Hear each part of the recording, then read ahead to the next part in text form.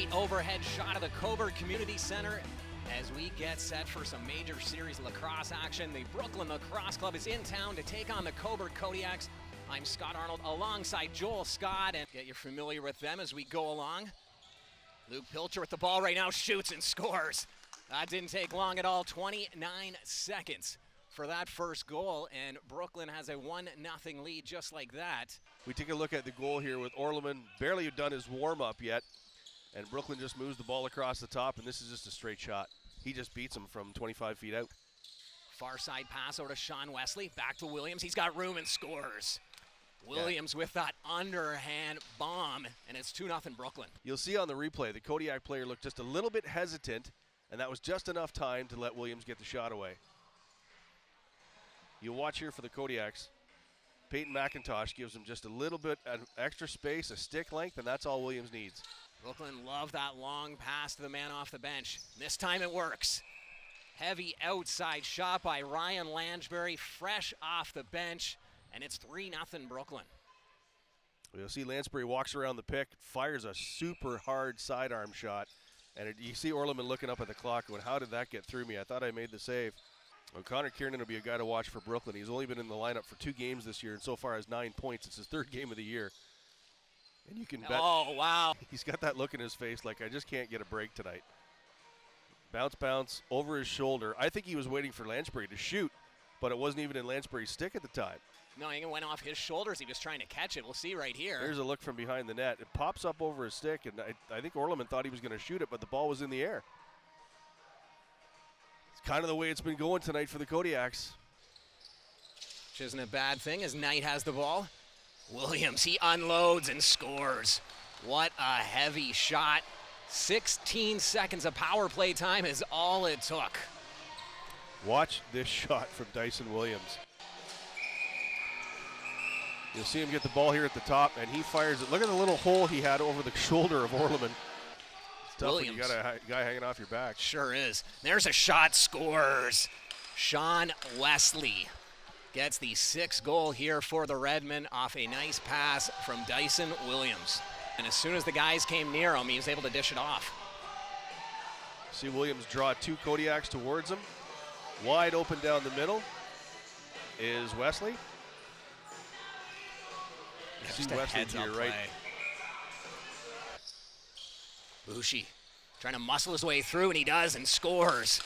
Chris Boucher using his size and strength to put the Redmen up 7-0. We'll have a look. Boucher comes off the bench and just goes for a run around the net. You see him go around the net unchallenged, looking for somewhere to set up the offense, and you'll see Lansbury come in here and help set the pick right there. Just enough time to get the shot away up over the shoulder of Orleman again. Another 2-on-1 opportunity. This time, no mistake. Chris Wire with the first Kodiaks goal of this game, and it's 7-1. And they're going to keep that ball. That is his first major series lacrosse goal. Nice pass by Dominique across the floor. Scott Dominique, of course, from the Toronto Rock. They're 4-on-3. Williams, nice backhand pass. Look at all that room as Kernan finds the back of the net. Tough to stop that when there's that much space, and it's 8-1. These passes are traveling 60, 70 miles an hour sometimes. This is just a great 3-way passing play. There's the behind-the-back pass across. Kiernan's just on the edge of the crease. Romanchich can't get across fast enough, and Kiernan just one-times it in the back of the net. Pass intended for Woods, ends up in Milligan's stick off a bounce. French now all alone and scores.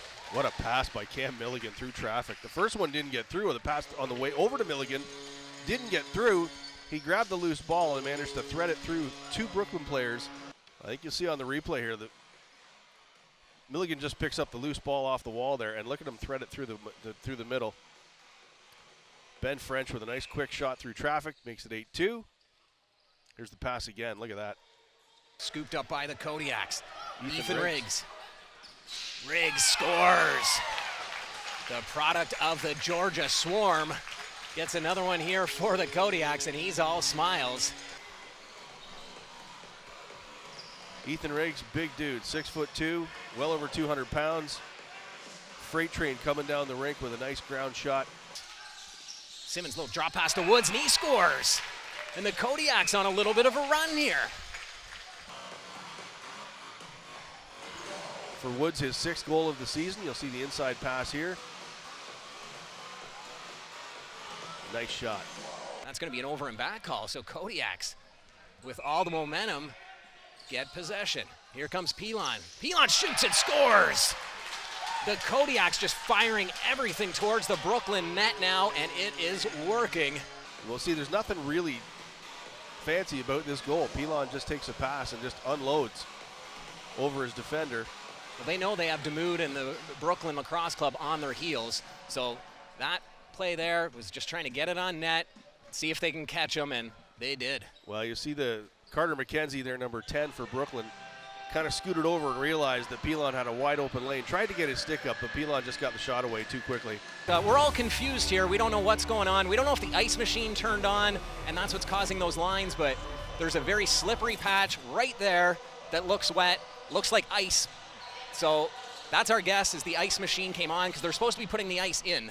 The playoffs are going to be moved to Baltimore Arena. We knew that before this game. So the ice is going in next week, and perhaps the ice machine has come on. That's all we can think of. Those lines have got a lot worse as the game has gone on. I mean, that's ridiculous. We didn't see any of that stuff at the start of the game, and that patch they're slipping on. I mean, you can't safely play on that and risk these players. I'm sorry. Because there wasn't enough. And they're shaking hands. So Gavin Prout just shook John Webb's hand, and they're going home. And that is officially going to do it here at the Cobourg Community Center. So in a game that was supposed to start at 6, they got bumped to 8. It's going to finish at about the same time as it would have anyway at 6 o'clock. So it's very interesting how that worked out. But that'll do it. Another weird chapter in a weird season.